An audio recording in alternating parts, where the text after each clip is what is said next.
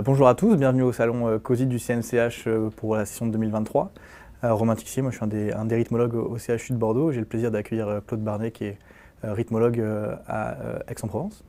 Est-ce que vous pouvez vous présenter pour commencer cette interview s'il vous plaît? Alors, je suis Claude Barnet, je suis rythmologue de formation. J'ai été rythmologue, maintenant je suis en demi-retraite.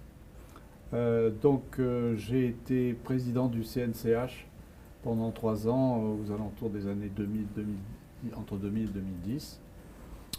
Voilà, j'ai fait ma carrière à Aix-en-Provence. Aix-en-Provence qui est j'allais dire un haut lieu, c'est peut-être un peu prétentieux, de la rythmologie française. On a toujours fait de la rythmologie et j'ai été moi-même le premier à enregistrer un potentielicien dans les Bouches-du-Rhône, avant le CHU. Voilà, c'est un bon souvenir. Mon patron n'y croyait pas tellement et j'avais fait ça avec un bricolage en prenant une sonde de stimulation et une dérivation précordiale et j'avais enregistré un faisceau de His, un potentielicien. J'en étais très fier. Voilà, c'est un bon souvenir. Et avant de devenir rythmologue au CH d'Avignon, quel a été votre parcours en tant qu'étudiant en médecine? Qu'est-ce qui vous a poussé à choisir la cardiologie et ensuite la rythmologie? Alors j'ai commencé mes études à Lyon et j'avais connu le service du professeur Froment, qui est un des fondateurs de la cardiologie française, et qui m'avait séduit par son esprit clair. C'était un clinicien, un farouche défenseur de la clinique. Il disait le médecin doit s'instruire sans cesse de ce qu'il peut faire simplement, sous peine de devenir un esclave d'un robot promu à l'intelligence. Alors là, je ne sais pas si c'était pas un peu trompé, parce qu'actuellement, le danger vient un peu de là, mais bon, c'était un clinicien farouche.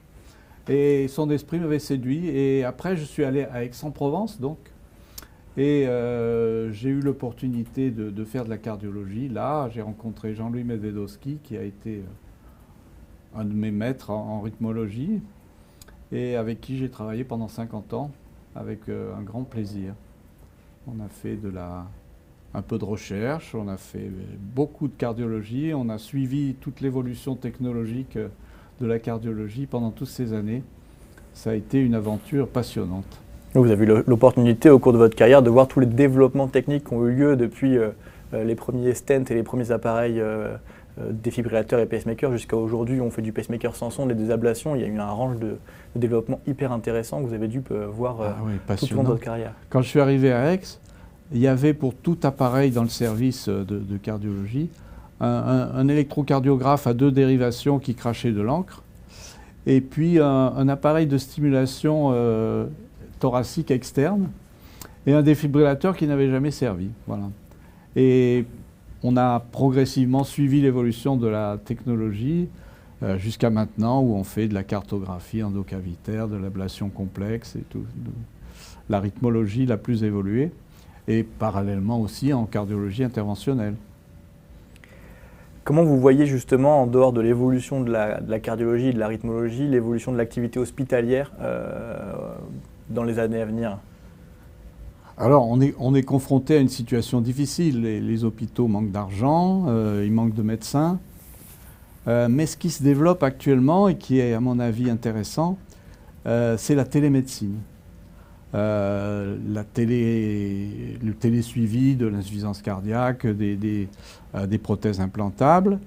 Et puis, et ça c'est le CNCH qui est impliqué là-dedans très fortement, la communication entre les centres. Les hôpitaux du CNCH sont très nombreux, ils sont répartis sur tout le territoire. Et au moment du Covid, il y a eu ce problème de confinement et ça a été résolu par la télécommunication, par le distanciel. Et ça a été paradoxalement un pas en avant pour le CNCH qui a monté des actions de formation, des dialogues à distance, des actions. Actuellement, je vois avec les rythmologues, ils dialoguent sans arrêt sur Internet, sur WhatsApp. Tous les jours, ils dialoguent, ils échangent des informations, des conseils. C'est extraordinaire. C'est une communauté qui est sur tout le territoire national. et qui est précieuse pour la formation et pour l'expertise. Donc une cardiologie hospitalière plus participative dans les années qui viennent, avec une expertise qui est potentiellement un peu délocalisée et auquel on peut se référer quand on en a besoin. Certainement. Et puis aussi, je suis allé à une session là, sur le futur de la cardiologie, et c'est absolument fascinant. C'est-à-dire que le diagnostic des coronaropathies, pratiquement, elle se fera au service des... Elle se ferait, hein, on n'y est pas encore. Au service des urgences, vous vous présentez avec une douleur thoracique, et on vous fait un scanner coronaire avec QFR, et tout ceci en l'envoyant à un centre expert à distance, et vous avez la réponse sans pénétration, sans acte invasif. C'est extraordinaire. Et vous parliez du CNCH, dont vous avez été un ancien président dans le début des années 2000. Qu'est-ce qui vous a plu dans cette activité? Qu'est-ce que vous avez pu mettre en place et comment vous voyez l'évolution aussi au niveau de ce collège? Mais au départ, le CNCH, qui s'appelait à l'époque CNCHG, hôpitaux généraux, a été un peu créé par mon patron, Jean-Louis Medvedovski, avec d'autres. Et on a monté des unités de soins intensifs pour les coronariens. C'était les premières en dehors des CHU. Et c'était surtout consacré aux troubles du rythme. À l'époque, le problème du stade aigu de l'infarctus, c'était les troubles du rythme. Aujourd'hui, on pourrait dire que ce problème est pratiquement résolu. Dès que le patient est à l'hôpital, bon, le problème des troubles du rythme est réglé. Donc, ces centres se sont fédérés. Et puis, peu à peu, le nombre de services de cardiologie en dehors du CHU a beaucoup augmenté. Et il y a eu besoin de coordonner, de se rassembler un peu pour se défendre aussi, parce que les CHU ne voyaient pas toujours d'un très bon œil ces centres non universitaires qui voulaient faire de la spécialité. À l'époque, ce n'était pas tellement dans les esprits. Qui sont pourtant hautement complémentaires. Maintenant, avec le maillage pour le traitement des coronaropathies, c'est absolument indispensable. Voilà. Donc actuellement, il y a pratiquement tout le territoire national est à moins d'une heure d'un centre avec USIC et table de coronarographie. C'est incontournable. Tout à fait. Et pour finir cette interview, est-ce que vous pourriez nous donner votre meilleur et votre pire souvenir en tant que médecin? Alors mon meilleur souvenir, c'est ce que je vous ai dit tout à l'heure. C'est mon enregistrement du potentielicien où j'étais un peu en avance quand même, il faut le dire.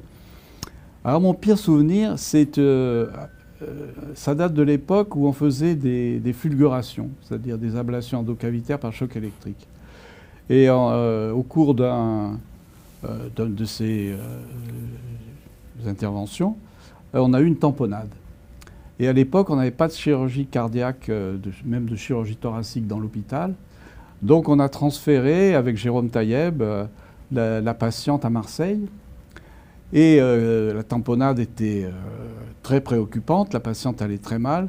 Donc Jérôme Taïeb, dans l'ambulance, aspirait le sang du péricarde et le réinjectait dans les veines de la patiente. C'est une technique héroïque qu'on a été un des premiers à faire, qu'on n'a plus jamais fait d'ailleurs par la suite, mais qui est devenu... Qui est devenu quelque chose qu'on fait, nous, en pratique habituelle. Voilà, qui est devenu, je dirais pas courante, mais courante dans ces situations, on va dire. Oui, c'est ça. Tout à fait. Et ça, c'est vraiment un mauvais souvenir, parce que sur le moment, on n'était pas fiers.